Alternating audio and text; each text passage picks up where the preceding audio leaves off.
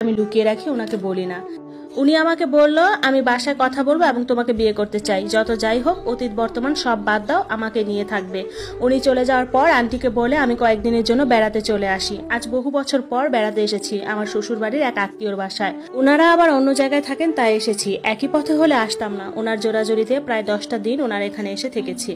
এদিকে আমাকে ডিভোর্সও দেয়নি উনি। একা তো বেঁচে থাকা যাবে না, বয়সও বাড়ছে, তাই অনেক ভেবে চিন্তে আমি ডিভোর্সের জন্য আমার স্বামীকে ফোন করি, ওনার নাম্বারটা সংগ্রহ করে। বহু বছর পর ওনার গলাটা শুনে আমার কেমন যেন লাগলো, বলে বুঝাতে পারবো না। ওনার গলা শুনেও যেন আমার ব্রেনেও যে কি একটা অনুভূতি হলো।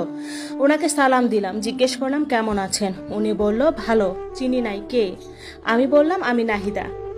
উনি তখন বললেন বলো কি বলবা। আমি বললাম আমাকে ডিভোর্সটা দিয়ে দিলে ভালো হতো, আমি নিজেও নতুন জীবন শুরু করতে পারতাম। তখন উনি বললেন আমি কখনো তোমাকে ডিভোর্স দিব না, যা ইচ্ছে করতে পারো, তুমি পাঠিয়ে দাও ইচ্ছে হলে। উনি বললেন এখানে আর ফোন করো না, যেখানে থাকো ভালো রাখুক আল্লাহ। উনি ফোনটা কেটে দিলেন। আহা জীবন আমার, কেন যে উনি আমার হলেন না। তারপর অনেক ভেবে চিনতে ওনাকে ডিভোর্স পাঠিয়ে দেই। আর এদিকে আমার নাম্বারে শুধু কল আর কল। আন্টি দিচ্ছে, এনামুল দিচ্ছে, সবাই দিচ্ছে। আমি 10 দিন থেকে চলে গেলাম। এনামুল নাসর বান্দা, আমাকে বিয়ে করবে মানে করবে। আন্টি রাজি না, কারণ উনি হয়তো আবেগের বসে করছেন, পরে যদি পোল্টি নেন আমি কোথায় যাব। এমনিতে জীবনে একটি দাগ রয়েছে। আমার বিয়ে করার ইচ্ছা নাই, কারণ আমি তো এত যোগ্যতা সম্পন্ন কেউ নই। কিন্তু এনামুল আমাকে বিয়ে করার জন্য নাসর বান্দা। পরিশেষে ওনাকে বললাম আপনার পরিবারকে রাজি করাতে পারলে বিয়ে করব। উনি বললেন আমার পরিবার রাজি, তুমি রাজি হও শুধু।